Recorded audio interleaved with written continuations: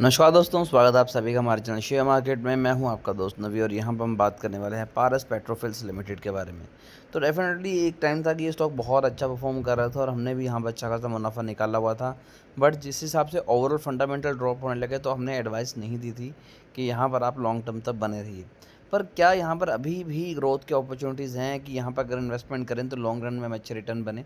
तो देखिए, आज की 5% की गिरावट है। जो लो बनाया था वो ₹2.11 के बनाया, यानी कि ओवरऑल स्टॉक अपने लो के पास ही चला हुआ है। हाई यहाँ पर ₹4.5 के अराउंड बना था।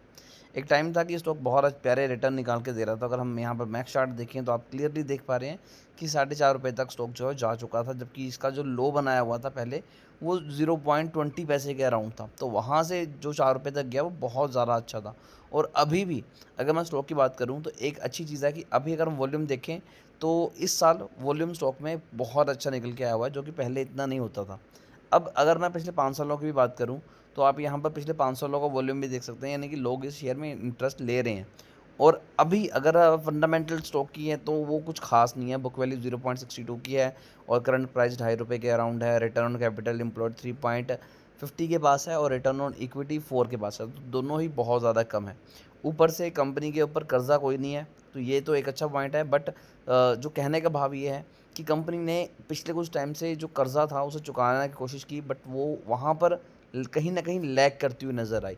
रीज़न सिंपल सा ये है कि कंपनी के पास रिजर्व में भी पैसे नहीं है। कंपनी के पास जितने भी ग्रोथ थी, जितना भी पैसा था, वो उन्होंने यूटिलाइज़ अच्छे से नहीं किया। तभी इनका जो कैश फ्लो है वो भी 0.08% नेगेटिव में है।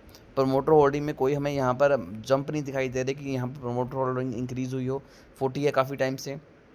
ना ही यहाँ पर एफआईज ने होल्डिंग बना के रखी है, ना डीआई ने इन्वेस्टमेंट की हुई है। और अगर मैं यहाँ पर ओवरऑल भी देखूँ तो सिर्फ पब्लिक और प्रमोटर यही हमेशा हमें देखने के लिए मिले हैं। प्रॉफिट भी कंपनी ने कुछ खास गेन नहीं किया हुआ, सेल्स कंपनी की नहीं बढ़ी हुई है और profit year on year basis पे 160% डाउन हुआ है। और 3 सालों की भी यहाँ पर हालत बहुत ज़्यादा ख़राब रही हुई है। तो अगर आप यहाँ पर इन्वेस्टमेंट करने के मूड में हैं कि आप बड़ा पैसा लगा के लॉन्ग रन में अच्छा पैसा कमाएं, तो नहीं, ये शेयर वैसा नहीं है। यहाँ पर रिस्क लिया जा सकता है, बट अगर हम ये सोचें कि लॉन्ग रन में ये अच्छे रिटर्न कमा के देगा तो शायद नहीं। बट फिर भी शेयर को लेकर आपकी कोई भी क्वेरी है तो कमेंट कीजिए, हमारी कोशिश होगी कि आपको एक अच्छी एडवाइस दें।